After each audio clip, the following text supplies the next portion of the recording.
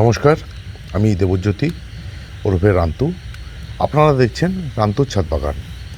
প্রতিদিনের অভ্যাস মতো আজও আমি আপনাদের সামনে চলে এসেছি, কিন্তু সেটা রাত্রিবেলায়। কেন রাত্রিবেলায় এলাম? এই যে গাছ দুটি দেখছেন, এই গাছ দুটির বৈশিষ্ট্য হচ্ছে এরা রাত্রিবেলায় ফোটে এবং এই ফুলের যে গন্ধ সেটা এরা রাত্রিবেলায় সুবাসিত করে। তাই তাদের নিয়ে যেহেতু ভিডিও করছি আমি, তাই রাতের অন্ধকারেই আমাকে করতে হচ্ছে। কারণ আপনাদেরকে হয়তো এই যে ফুলের গন্ধ সেটা উপলব্ধি করতে পারছি না, কিন্তু দিতে পারছি, মানে দেখাতে পারছি এই ফুলগুলো কিভাবে রাত্রিবেলায় ফোটে। আপনারা আমার ছাদ বাগানের বিভিন্ন ভিডিওতে দেখেছেন এই গাছ দুটো কিন্তু দিনের বেলায় এই যে ফুলগুলো দেখছেন, এই ফুলগুলো কিন্তু এইভাবে ফুটে থাকে না, একদম বুজে থাকে।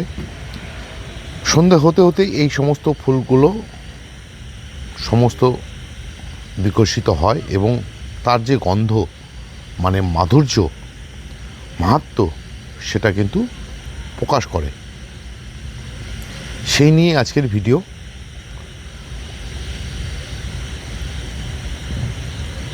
এই যে ফুলটি, এই ফুলটির নাম হচ্ছে হাসনুহানা, যাকে আমরা রাতের রানী বলে থাকি। কেন রাতের রানী বলি? যেহেতু এই ফুলটি রাতেই ফোটে এবং এই ফুলের যে গন্ধ সেটা সারা ছাদকে, মানে আপনার বাড়ির উঠোনেই থাকুক বা ছাদ বাগানেই থাকুক, সারা বাড়িকে কিন্তু মুখরিত করে রাখে গন্ধের দ্বারা। তাই আপনাদের সামনে আজকের এই যে ভিডিওটি আমি করছি একদম রাত্রিবেলায়। এই গাছের যে বৈশিষ্ট্য সেটা তুলে ধরার জন্যই। এই যে হাসনুহানা গাছটি বা এই যে হাসনুহানা গাছ, এরা কিন্তু এই গরমেই খুব সুন্দরভাবে ফুল ফোটে এবং এইভাবেই কিন্তু গন্ধ করে তোলে সারা বাড়ি।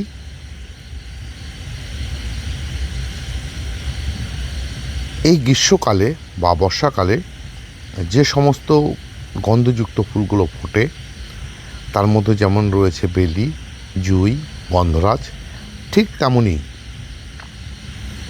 এই যে হাসনুহানাও কিন্তু তাদের থেকে কোনো অংশে কম না।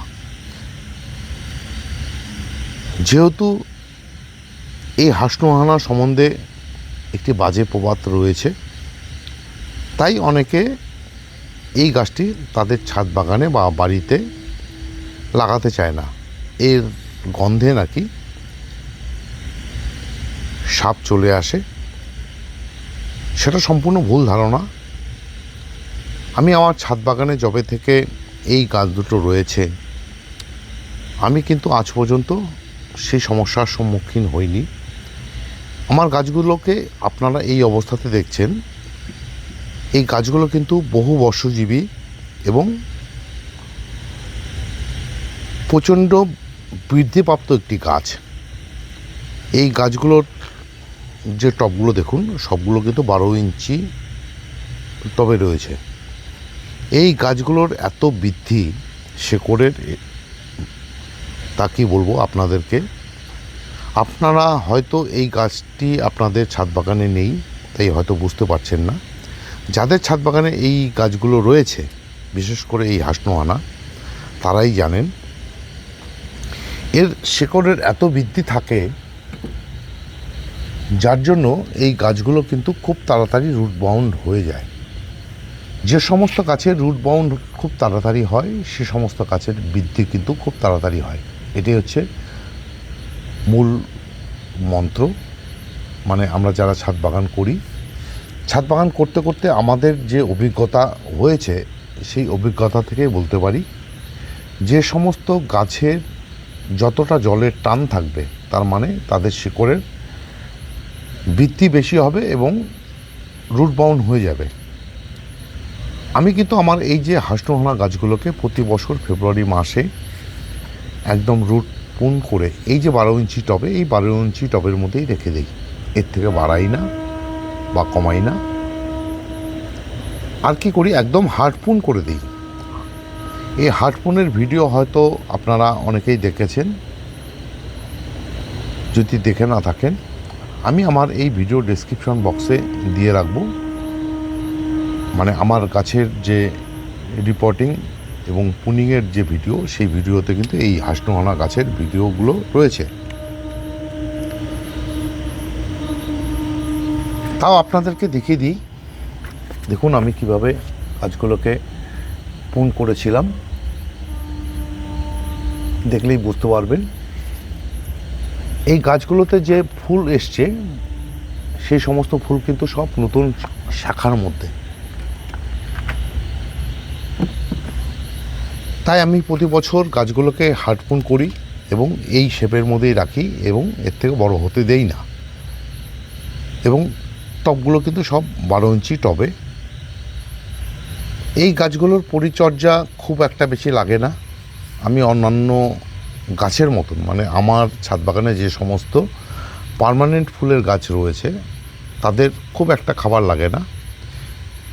ফেব্রুয়ারি মাস থেকে এপ্রিলের প্রথম সপ্তাহ পর্যন্ত এদেরকে প্রতি সপ্তাহে সর্ষের খোল জল দিয়ে যাই, এছাড়া আর কোনো খাবার দেই না। যেই এদের শাখা বেরোতে শুরু করে বা অনেক পাতা ছাড়তে শুরু করে, সে সময় আমি কিন্তু এই গাছগুলোতে ফুল আনানোর জন্য এনপিকে 052 যে 34 সেই এনপিকে ব্যবহার করি। সেই এনপিকের মধ্যে কি রয়েছে, ফসফরাস এবং পটাশিয়াম। সেই ফসফরাস এবং পটাশিয়াম পেয়ে কিন্তু গাছগুলো ফুল দেওয়ার মতন পরিস্থিতি তৈরি হয়ে যায়।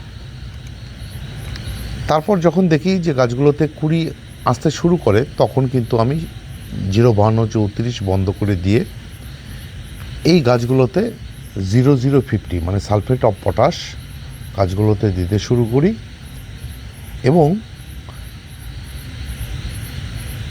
15 দিনে একবার করে 10-26-26 এনপিকে সেটা দেই। আর 15 দিন অন্তরে মাইক্রোনিউট্রিয়েন্ট গাছগুলোতে স্প্রে করে যাই। বর্ষা শুরু হয়ে গেলে কিন্তু এই সমস্ত খাবার, মাইক্রোনিউট্রিয়েন্ট সমস্ত কিছু বন্ধ হয়ে যায়। কারণ বৃষ্টির জলে যে পরিমাণে মাইক্রো এবং ম্যাক্রোনিউট্রিয়েন্ট পেয়ে যায়, সুতরাং গাছগুলোতে আর কোনো রকম খাবার দেওয়ার প্রয়োজনীয়তা আসে না। সে সময় শুধু আমাদেরকে দিয়ে যেতে হয় ফাঙ্গিসাইড। কেন? বৃষ্টির জলে গাছগুলোতে, বিশেষ করে গাছের শিকড়ে অতিরিক্ত বৃষ্টির ফলে জল যেহেতু জমে থাকেই, যদিও আমার গাছের টবের ড্রেনেজ সিস্টেম খুব ভালো, জল জমে থাকে না, তথাপি সারাদিন যদি বৃষ্টি হয় সে সমস্ত গাছের রুট কিছুটা হলেও নরম হয়ে যায় বা ক্ষতিগ্রস্ত হয়। তাই ফাঙ্গিসাইড আমাদেরকে কিন্তু দিয়ে যেতে হয়। এই হাঁসনোহানা গাছের ক্ষেত্রে আমি যেমন খুব একটা রোগ পোকা দেখি না, তাই আমি এই হাঁসনোহানা গাছের ক্ষেত্রে ফাঙ্গিসাইড বর্ষাকালে মাসে 2 বার ব্যবহার করি। কীটনাশক খুব একটা লাগে না, তথাপি 15 দিন অন্তরে আমি এই গাছগুলোতে কীটনাশক ব্যবহার করে যাই। 15 দিন অন্তরে কীটনাশক ব্যবহার করতে গিয়ে, যেহেতু আমি আমার গাছের মানে আমার ছাদ বাগানে কীটনাশক যে ব্যবহার করি আমি সেটা ঘুরিয়ে ফিরিয়ে করি, কারণ আপনারা সবাই জেনে গেছেন আমি আমার ছাদ বাগানে যে সমস্ত কীটনাশক ব্যবহার করি আমি কিন্তু ঘুরিয়ে ফিরে করি। কী করি? কাকা দেই জৈব কীটনাশক হিসাবে, ইমিডাক্লোরোপিডের কনফিডার দেই এবং প্রোভেক্স সুপার দেই সাইফারমেথ্রিন গ্রুপের। যেহেতু এই যে লেদা পোকা জাতীয় যারা হচ্ছে পাতা আর চিবিয়ে খায়, তাদের দূর করতে গেলে জৈব হিসাবে কাকা এবং রাসায়নিক হিসাবে করতে গেলে আমাদেরকে প্রোপেক্স সুপার ব্যবহার করতেই হয়। আমি কিন্তু 15 দিন অন্তর অন্তর এই গাছগুলোতে কীটনাশক ব্যবহার করি। সেই 15 দিনে হয়তো কোনো দিন কাকা হয়ে যায়, আবার কোনো দিন হয়তো ইমিডাক্লোরোপিড বা প্রোপেক্স সুপার হয়ে যায়। এইভাবেই আমি আমার ছাদ বাগানে যে হাসনু হানা, যাকে রাতের রানী আমরা বলি, তার সৌন্দর্য এবং মাধুর্য বা গন্ধ সেটা আমরা কেবল রাতেই উপভোগ করতে পারি। তাই এই গাছের উপর ভিডিও করা আজকে আমার এই রাতেই।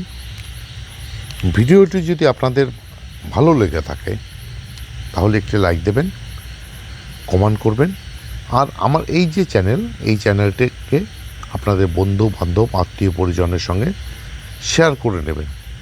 এবং যে সমস্ত বন্ধুরা আমার চ্যানেলটি এখনও সাবস্ক্রাইব করেননি তাদের বলবো আমার এই যে চ্যানেল, এই চ্যানেলটিকে সাবস্ক্রাইব করে নিন।